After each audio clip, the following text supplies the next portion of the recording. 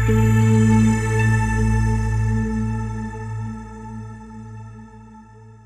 Investor's Lens, a podcast series by UTI Mutual Fund. UTI mutual fund द्वारा प्रस्तुत podcast series में आपका स्वागत है। इस पॉडकास्ट सीरीज में हम म्यूचुअल फंड के कॉन्सेप्ट्स के बारे में बात करते हैं और उन्हें सिंपल बनाते हैं। आज के कॉन्सेप्ट के बारे में आपको अगर बताऊं तो वो है एक बहुत ही इंपॉर्टेंट और sensitive topic, children's education planning. बच्चों की शिक्षा का प्लानिंग करना इतना क्रूशल होता है उनके फ्यूचर फाइनेंशियल को शेप करने के लिए।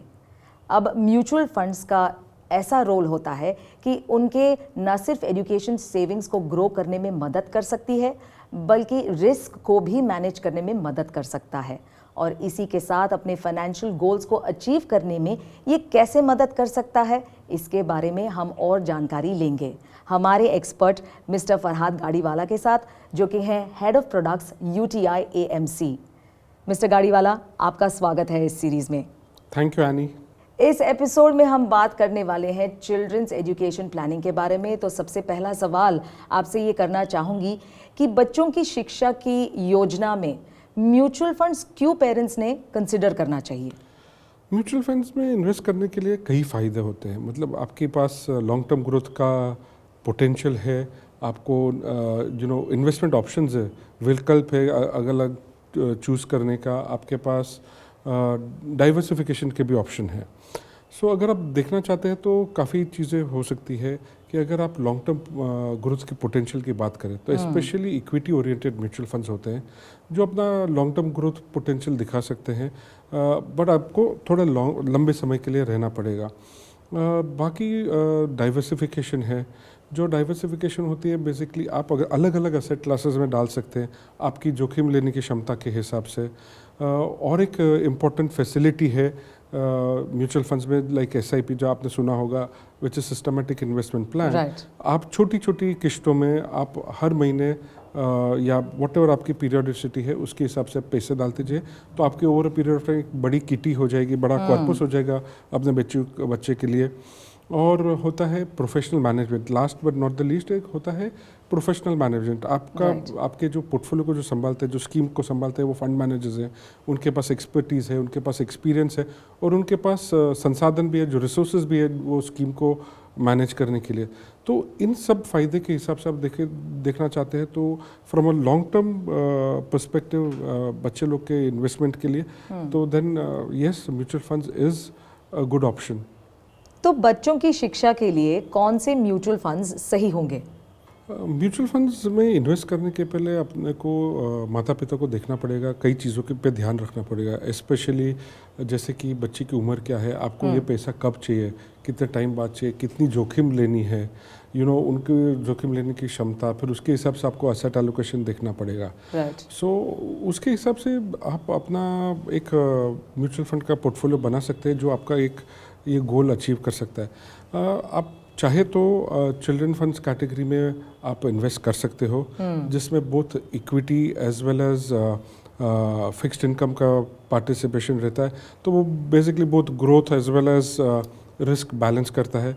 उसमें 5 साल का रॉक-इन है, so that allows you to achieve your goal for the child's education. अगर आप देखना चाहते हो तो अदर म्यूचुअल फंड्स में आपके पास हाइब्रिड म्यूचुअल फंड्स भी होते हैं, जिसमें अगेन डिफरेंट प्रोपोर्शंस होते हैं इक्विटी फिक्स्ड इनकम के। जैसे अगर आप कंजर्वेटिव हाइब्रिड फंड्स ले लो तो उसमें इक्विटी पोर्शन कम रहेगा, तो आपका वोलेटिलिटी कम रहेगा आपकी, बिकॉज ऑफ दैट जिनको वोलेटिलिटी सहनी नहीं है आपके कंजर्वेटिव इन्वेस्टर्स रह सकते हैं, जिनको जोखिम कम लेना है उसमें इन्वेस्ट कर सकते हैं। अग्रेसिव हाइब्रिड एक और कैटेगरी है जिसमें इन्वेस्ट कर सकते हैं आप, पर उसमें इक्विटी का प्रोपोर्शन ज़्यादा है, तो जो अगर आपका लंबे समय तक का स्कोप है इन्वेस्ट करने के लिए, देन उसके लिए आप उसमें रख सकते हैं। So that's one.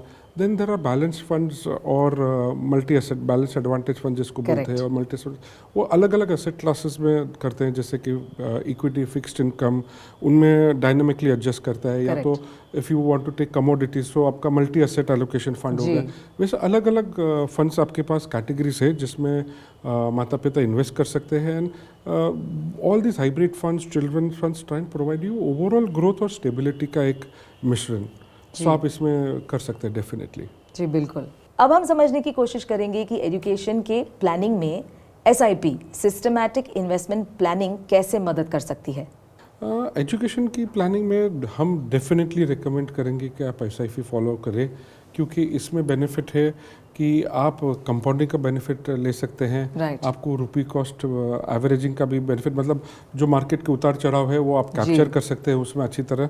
एंड छोटी छोटी किस्तों में माता पिता इन्वेस्ट कर सकते हैं अपने बच्चे के लिए। सो अगर देखना चाहिए SIP के मेन लाभ अगर मैं बताऊं तो होता है डिसिप्लिन। आप एक नियमित तरीके और अनुशासित तरीके से आप हर महीने कुछ या कोई भी पीरियड के हिसाब से आप कुछ ना कुछ इन्वेस्ट कर सकते हैं जी। दूसरा है कंपाउंडिंग का बेनिफिट, जो जितना लंबा आप रहोगे उतना लंबा आपको उतना बेनिफिट मिलेगा कंपाउंडिंग के लिए जी। और दूसरा है कि आप अगर देखना चाहें तो रुपी कॉस्ट एवरेजिंग में होता है, जो मार्केट का उतार चढ़ाव है तो SIP उसको अच्छी तरीके से कैप्चर करता है। सो वो हिसाब से हम रिकमेंड करते हैं कि आप डेफिनेटली बच्चे का अगर फ्यूचर प्लानिंग कर रहे हो कॉर्पस के लिए, then use SIP and at any point in time ये SIP जैसे आपकी इनकम भी बढ़ती है या आपका बिजनेस भी अच्छा कर रहा है तो आप उसको स्टेप अप भी करो, मतलब आप उसको थोड़ा बढ़ाओ। तो आप eight any point of time you can step up SIP investment या लमसम डाल दो आपके फाइनेंशियल गोल्स रीच करने के लिए। So definitely I would recommend SIP। अब जब एजुकेशन प्लानिंग कर ही रहे हैं, म्यूचुअल फंड्स के बारे में बात कर रहे हैं, SIP के बारे में बात की, तो पेरेंट्स को फिर प्लानिंग में कितना म्यूचुअल फंड्स निवेश करना चाहिए? So it all depends. आपको पहले जानना पड़ेगा, आपको बेसिकली चालू करना पड़ेगा, आपको एस्टिमेट करना पड़ेगा आप जिस कोर्स में आपका बच्चा जाना चाहता है उस कोर्स की अभी फी क्या है जी। से लेट्स से एक उदाहरण के तौर पे मैं जस्ट देता हूँ तो आप समझ सकते हैं, मतलब माता पिता भी समझेंगे। बेसिकली अगर आप ये 10 साल में आपका बच्चा है और अगले 10 साल में उनको ये फीस चाहिए रहेंगी जी। तो अगर आप 10 लाख का कॉस्ट है आज के टाइम पे तो महंगाई के हिसाब से अगर महंगाई दर हम 8% भी लें तो वो कॉस्ट 10 साल बाद 21-22 लाख का होगा जी। तो that will be a big cost. So you need to start planning for that now. आजकल हमारे म्यूचुअल फंड्स है, बाकी के फाइनेंशियल वेबसाइट्स है, आप देखेंगे वहाँ बहुत सारे कैलकुलेटर्स हैं तो आप उनकी भी मदद ले सकते हो। So that is how you can plan out your basically the corpus for your education for the child. तो म्यूचुअल फंड्स को पेरेंट्स को कितना ध्यान देना चाहिए कि कब निवेश शुरू कर सकते हैं वो? माता पिता को जितना जल्दी हो सकते उतना शुरू करना चाहिए इन्वेस्टमेंट अपने बच्चे लोग के गोल्स के लिए, बिकॉज उससे कंपाउंडिंग का बेनिफिट मिलता है। मतलब जितना लंबा टाइम उतना लंबा समय उतना कंपाउंडिंग का मौका मिलता है इन्वेस्टमेंट को। मेरे हिसाब से अगर आप मेरे को पर्सनली पूछे तो मैं बोलूँगा जैसे बच्चे पैदा होते हैं बैंक अकाउंट खुलवा दिया, you should start that's how. जितना जल्दी हो सके मेरे हिसाब से आप कर सकते हैं। वो फिर बच्चा जिस फील्ड में करना चाहिए आप अपनी किटी बना ली है, अपनी कॉर्पस बना लिया एक बच्चे के लिए, फिर वो जिसमें करना चाहता है वैसे। ऑलराइट। तो क्या पेरेंट्स भी इसके ग्रोथ को ट्रैक कर सकते हैं या इसे बदल सकते हैं? मेरे हिसाब से माता पिता को ट्रैक करना ज़रूरी है, अपने इन्वेस्टमेंट्स रिव्यू करना ज़रूरी है जी। बिकॉज अगर आप जैसे जैसे रिव्यू करेंगे तो आपको पता चलेगा कि आपका एसेट एलोकेशन चेंज हुआ है नहीं हुआ है, आपकी जोखिम लेने की क्षमता भी चेंज होती है। आप जैसे बढ़ते हो लाइफ में तो आपका इनकम भी बढ़ता है, तो बहुत सारी चीज़ें हैं जो डायनामिक होती है, जो चेंज होती है। तो आपको हर साल ज़रूर रिव्यू करना चाहिए, पीरियडिकली एडजस्ट भी करना चाहिए सो दैट आपका एसेट एलोकेशन सेम रहे। सो डेफिनेटली आपको वो करना चाहिए। इसी के साथ आज का एपिसोड यहीं समाप्त होता है। एजुकेशन की प्लानिंग हम कैसे कर सकते हैं बेहतर म्यूचुअल फंड्स के साथ, इसके बारे में हमने आज चर्चा की है।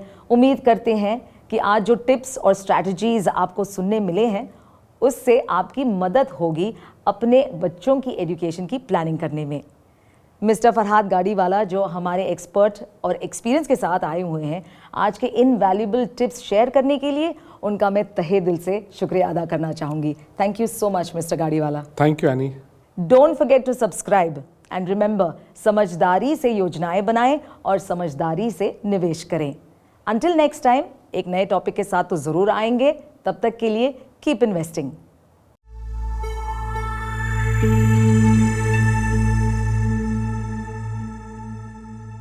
म्यूचुअल फंड निवेश बाजार के जोखिमों के अधीन है। योजना से जुड़े सभी दस्तावेजों को ध्यान से पढ़ें। To know about the KYC documentary requirements and procedure for change of address, phone number, bank details, etc., please visit www.utimf.com/service-request/KYC. Please deal with only registered mutual funds, details of which can be verified on the SEBI website under intermediaries/market infrastructure institutions. All complaints regarding UTI Mutual Fund can be directed towards service@uti.co.in and or visit scores.sebi.gov.in. Or to escalate, investors may visit smartodr.in/login, online dispute resolution portal. This material is part of Investor Education and Awareness Initiative of UTI Mutual Fund.